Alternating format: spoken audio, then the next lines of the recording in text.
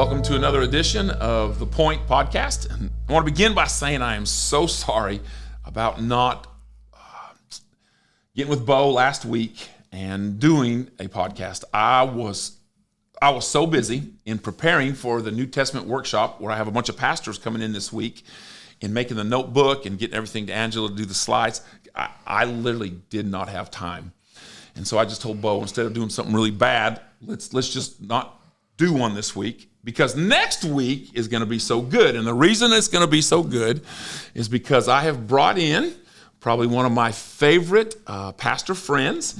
And if you attend 5 Point, you know who he is, Pastor Brad Carter from Calvary Church in Wallace, North Carolina. It is good to have you here, Pastor Brad. Oh, it's always good to be with my friend. Love you and Debbie and love the 5 Point family. You know, it's always good to be able to be here and share. So excited about today. I asked Pastor Brad if he would, during our relationship series that we'll be doing in January and February, if he'd come and speak one of those. So I know you'll be back here teaching again in January. So I can't wait. Always good to be here. I love having you. Great church. I asked Pastor Brad last night if he would come on the podcast with me and talk about some regrets in our life. You got some white hair. Yep. I got a lot of white hair. And as we get older, we're going to have regrets. Yeah. And you know what I've come to realize is I really wish that people would have told me some of the things that I am willing to tell people now, that would have helped in their life not have some of the same regrets that I have today. Yeah. So I'll start with you, and I want to look at regrets in two ways. One in our own ministries, okay, and one in our own lives. All right. So let's start with ministry. You've been pastoring for a while, been in the ministry for a while. What are a couple regrets you have from the ministry? What a great question. I think for me, just looking back, I've been in ministry now 17 years.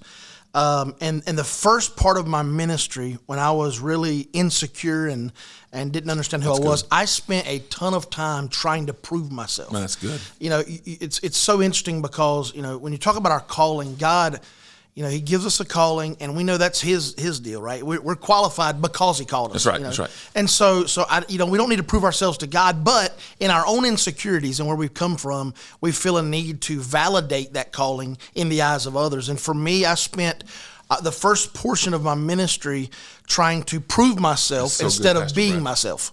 And I think, it probably robbed me of some joy. I think it, I bet it robbed the people around you of some joy too. I guarantee you. I know it does. If nobody else, my wife, bless her heart. Yes. But I think for me, that was it. I was just always felt like, I felt like, I need to prove that I belong in the room. I need to prove that I belong at the table. I need to prove that God made a good choice. And so in that, I lived in this realm of uncertainty opposed to being confident that God called me, and you know what? I'm going to make mistakes. I'm not going to be perfect. I know that, and even though I knew that, I felt like in the eyes of others I needed to be. So that's a regret, I think. Isn't it wild the way God creates us also differently? Because April 12th, 1987, people make fun of me because that's it. I know that date, the day that I gave my life to Christ. Right. And from that day forward, I knew that there was a call in my life. Yeah.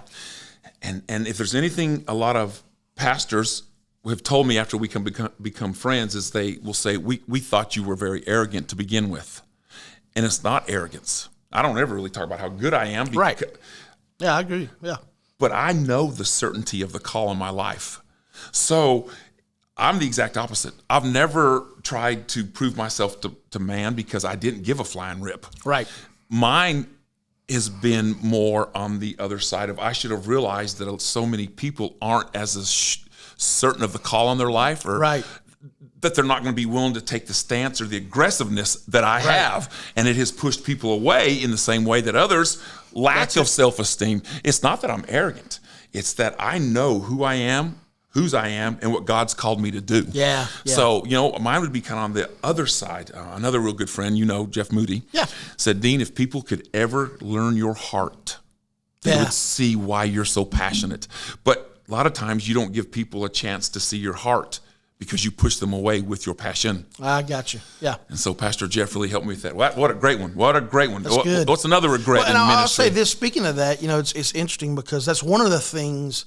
You and I have been friends now for a long time, several years. And one of the things I've told you this personally, that I always appreciate is when I'm around you, it inspires me to walk in faith, to walk in an extreme confidence of what God's called me to do. And I love your passion. I agree with Jeff. I know sometimes people, it's misperceived, but a lot of times it's not because of your confidence that they feel that way. It's their own insecurities. It is. And so, I think that's key. And I love, the fact that like God puts me connected with people who don't have some of the same struggles I do because I learn from it. That's so good. And it's good. So I'm very appreciative that that's how God wired you.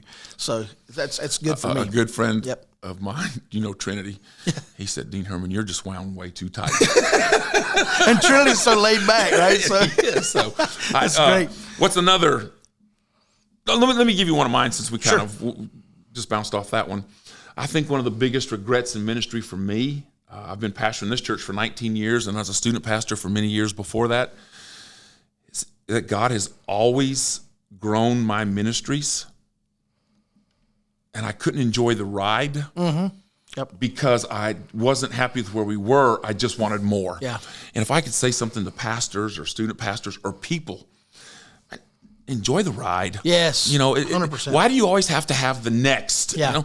Oh my goodness, we just saw 50 people get saved. We had 300 more people than we did the Sunday before. What about next Sunday? And I couldn't rejoice in the 50 because I was disappointed it wasn't 100. Yeah. I couldn't rejoice in 300 more people because I wanted 500 more people. Yep. I really regret that I didn't enjoy the ride more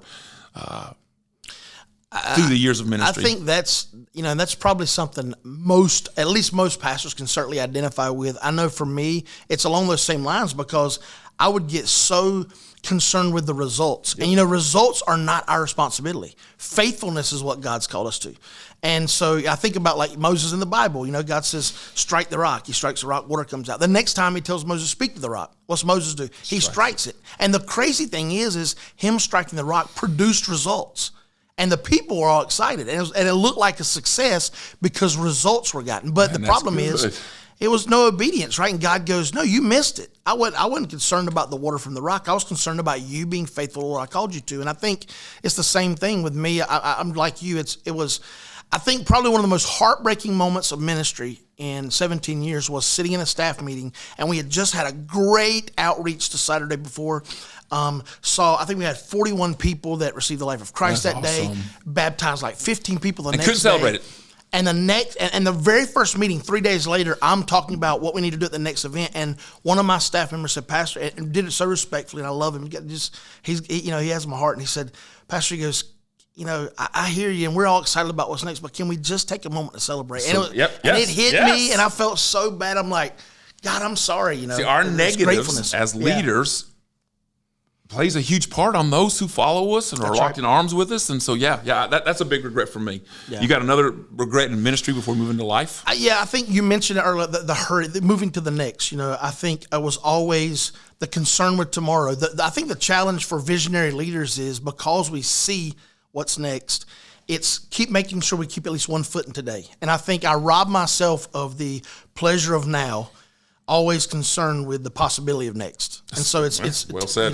Wow. The tomorrow became my focus, and I never enjoyed today. So it goes in line with that. It was just this hurry, man. It was always like, I got to get this done, and it's done with, what spurs that on is our passion. But in the same sense, it's like God's going, walk this thing out. This is not a sprint. It is a marathon. So it's the hurry. I think for me, another huge regret in ministry, and I'm going to say, and it can lead into life also, and I've gotten much better at learning how to take criticism. When I get criticism, anytime, I've done this since just for life. Yeah. When it comes to criticism, several things. Number one, always look where it's coming from. Yeah. Okay. Right. Because there's people like, I ain't gonna listen to you, bro. Really? You think? No. Okay. Number two, is there any truth to the criticism? Yeah. Okay, Dean, you're like a dang bull in a china shop. Yeah, I probably need to listen to some of that. Yeah, there's truth to this. Okay, then number three, what can I learn from it? Yeah. Okay, so I've taken those three things about criticism because in a role, any leadership role, you're going to get a lot of criticism. Oh, yeah. So certainly. I think one of the regrets of my life in ministry is something that is a positive, but I've allowed it to become a negative, and it's this. I really don't care what people think of me. Mm-hmm. I mean, a lot of people will say that, but I really don't care. Right. Man, I could wear flip-flops, a T-shirt, and shorts on a Sunday, and my wife would freak out because I don't look good. She's like, your shoes. I'm like, who cares about your shoes? Okay, I don't care what people think about me, okay? But let me just say, the rest of us were so thankful for Debbie. For Yes. But I think that has become a negative at times, because when you don't care what people think of you, you can roll over people at times. Yes. And I have steamrolled over people because I didn't care what they thought, because I thought that was a positive. But in reality, I should have been more concerned about what they thought. Yeah. Because I am to be the perfect representation of Christ. Yeah. So I've tried to do a better job of not steamrolling, not still being who I am, what God's called me to be, but loving people through it. That's right. So I think that'd be another regret in the ministry for me. Yeah, and I think if I think in our error sometimes in that thinking is well, I'm not called to please people, and that's very true. But we are called to serve people. That's exactly right. And it's hard to serve love people. Yeah, if you don't care about them or even how they feel, then it's hard to serve. And so, yeah, I think that is one. I grew up. My mom would be the one that, she is just one of the most incredible human beings on the planet as far as I'm concerned.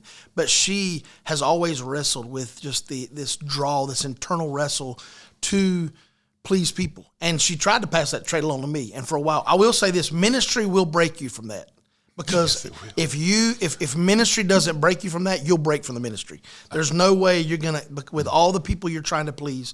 And so that is definitely a struggle. But I agree with you. I think, criticism, and it hurts when. Most of the time when criticism hurts the most is either when it comes from someone that we really love, or it really speaks to something that's truth. And so you kind of disarm both of those with your thought process in who's saying this, because I don't really care. Even Jesus said, who do they say that I am? Like the they doesn't really impact us. Say that who I do am? you? The you that walk with me every day, that are close to me, who do you? You're the ones that really know me. And so I think what you just said was there's so much truth in that, is who is giving the criticism. Jeff Moody, let me say this to you real quick, and then you keep going. But Jeff Moody asked me a question one time about him and his ministry, and I told him, I said, "Are you sure?"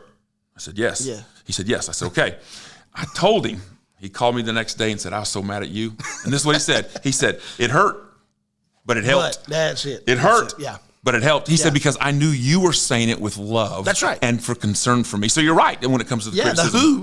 The question you asked, and then the other thing you said was, is there truth in it? And I think that is when, it's funny when somebody, and you know this, especially when you're leading a large church in a town. So everybody in Easley knows 5 Point Church. Everybody in this region does. So you're gonna immediately, because of that and that alone, you become a target. Yes. And so you're gonna hear all kinds of outlandish things. But what hurts are the things that are closer to the truth. It's when people say things and you can identify with where that's coming from. Because it's true. Because it's true, yes. There's a part of it that's true. So I think you just that's some wisdom, man, in how to discern that criticism, because we can't live under hypercriticism where we're always trying to make everybody happy. Nope. But you can learn from it. Yes, so you can definitely learn from it. It can be a help. I love that. Well, let's talk about life. Okay. Just life. All right. Getting old, getting white hairs. I got a whole lot more white hairs. I just want to say, I would have more white hairs, but I follow the Apostle Paul. And the Apostle Paul said, "I die daily." So I dye my beard. So I just want to say, I don't want to let you off the hook. Okay. For years, I did a CNC once a month. It's a cut and color. And I let it get away from me one month, and it was a little bit whiter. And I said, let's just see what it does. And in the next month, my head was white. Really? Oh, I mean, it was just, I was like, so ever since I've just been white. You just let it go, yeah. Yeah. But what are some regrets now that we're getting older and whiter that you have in life? I think early on for me, and again, a lot of this was really my own insecurities, but instead of really incorporating my family into the ministry, because the ministry is so much a part of our lives. Like we can say, and we do need healthy boundaries, absolutely. But at the end of the day, it's a calling. It's not something you don't clock out at 5, right? So it's going to be to think you're going to completely compartmentalize that. I think is a huge error. And in early days, I tried to protect my family from ministry instead of invite them into participating in it. And I don't mean obviously they were there and they were a part of it, but in my struggles in it, like in my conversations, even allowing Kayla in on some, my wife in on some of those struggles, and in my desire to protect them, I created walls that really hurt me early on, and I think it didn't ever got to the point of resentment. But my family is amazing, and They are. since I've allowed them to really come in and I've taken the limits off, it has really changed the game. And so yeah, I think that's one thing early on I regret. So that's kind of a ministry and personal thing, but it's more about my family. Well, there's so many families out there of pastors that their kids hate church now because they saw what their family went through because of church, the ugliness. And because of the ugliness, now they hate church. They're relating God to the church. And I'm not going to lie to you. If you relate God to the church, you're not going to have a good view of God. And you're probably not going to have a good relationship. Right. Because the church is so messed up. Yeah. Because it's got so many messed up people. Yeah. Well, with me, I had no problem allowing my kids into the ministry, and because they were such a huge part of it. I mean, my kids grew up as me as their student pastor. Right. And then I started pastoring this church, and so they've been, PKs for a while. But one of the things that I would regret with my kids when it comes to the ministry are some of the conversations that Deb and I had in front of our kids. Yeah. If I could, pour into pastors like I get to, but if they'd ever listen, I'd say, don't do that. Yeah. Don't have those conversations. That's right. Yeah. Let your kids have a good view of the church. Good. Yeah. Not of the church is a great thing. It's the bride. That's right. Okay. Sure. That's right. Don't make it ugly because of the people. That's right. But one of the regrets in my life when it comes to life itself is there were times that I did put the church and the people before my wife and my own kids.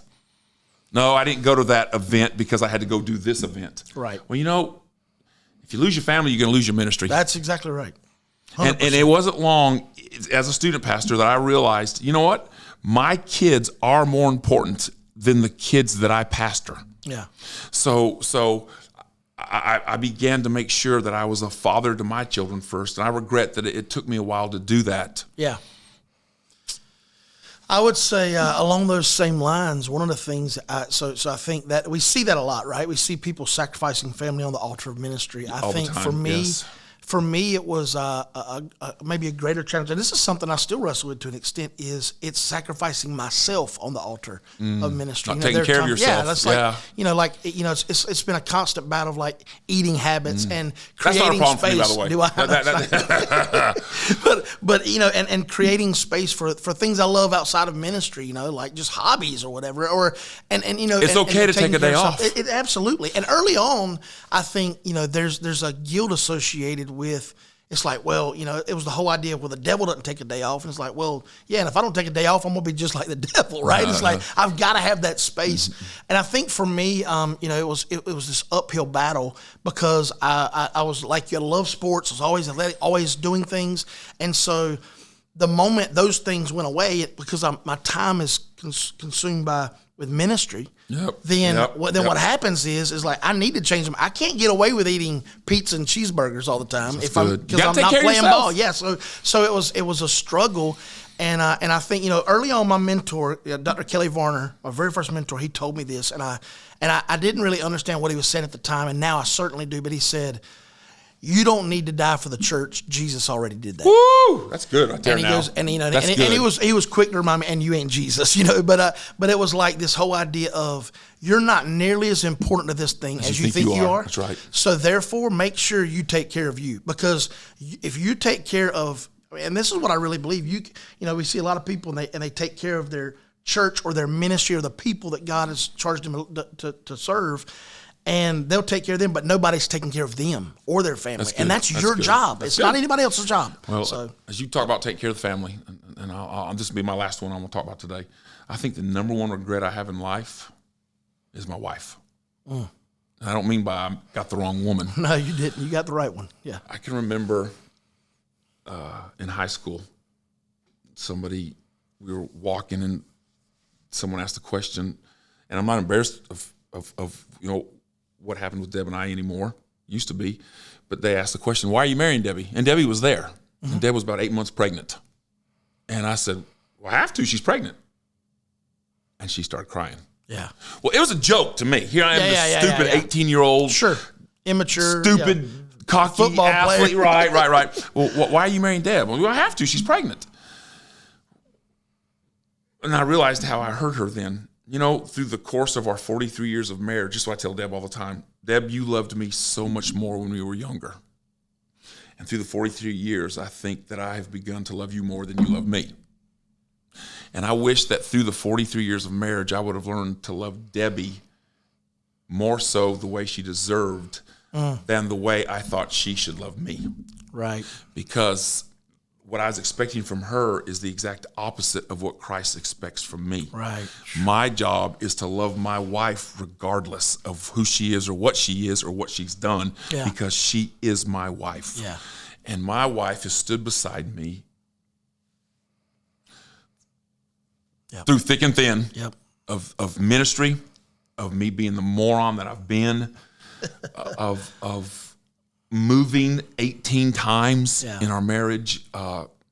She has been with me and been the partner I needed for so many years. I really, the biggest regret of my life is not treating Debbie better, not just because of she deserved it, but because of the call in my life to be her husband.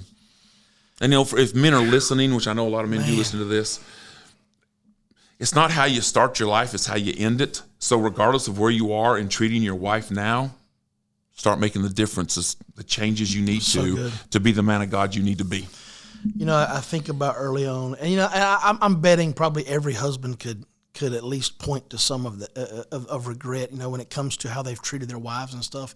I think two things. You know, one of the things that we really wrestle with, I think, as leaders is, you know, we say, well, I don't mind stepping out in faith. I'm bold faith. I'm a bold leader or whatever. But what we fail to realize is that our wives, our families, the people who are close to us, get brought along on that journey sometimes, even when they don't volunteer to. That's right. That's right. And so it is, you know, early on in ministry, I'll never forget, like, it was really tough. And, you know, we had some relationship issues going on in the church with people. There was some betrayal stuff happening, and it was just ugly. You know, it's how life can be. And I was just putting my head down and going to go through it. I don't care. Nobody's going to stop what God's doing here. I don't care. And I remember, like, a particular instance where Kayla was crawled up in the corner in the fetal position, just crying and like just devastated. And I remember, like, I felt like I couldn't breathe. I was like, God, what is going on here? I'm trying to do what you called me to do, and it feels like the family's falling apart, the ministry's going, like, what's happening? I can't breathe. And I'll never forget the Lord just speaking to me going, yeah, it's hard to breathe with a broken rib. And your wife's your rib, you know. And it was like this whole idea of, like, stop worrying about all the stuff and worry about what's the most important thing. And so when I began, and that day I made a point. I said, I'll resign from ministry today if it means preserving you. You have to. And she always told me, she goes, you know, I would have never let you quit because I know you're called to this. I know this is what God told us to do. I'd never let you quit. But the fact that you would is all I needed to know. That's good. And that was the moment where I knew that I was more important than ministry. And, you know, and there's seasons where it doesn't feel like that. But the reality is that's absolutely the truth. And I think, you know, God gives us grace, and thank goodness that part of that grace is the wonderful wives He's blessed us with, because we can absolutely be ridiculously tough to live with. But, man, He knew what He was doing when He put – you and I are very blessed when it comes to that category with good wives. Very blessed, very blessed. Well, our time is coming to a close. I just want to tell you thank you. And I could sit here and talk to you like this for hours, because I love you and your family so much, and your friendship means so much to me. So appreciate you. Love you, bro. Love you, man. I hope this helps. There's regrets in our life. And the point of all of this is, again, it's not where you start, but it's how you end. Come on. So if you can learn from this, do so. And just hearing it doesn't make it change. It's when you begin to make the changes in your life to be the best man or woman of God that He wants you to be. Till next time.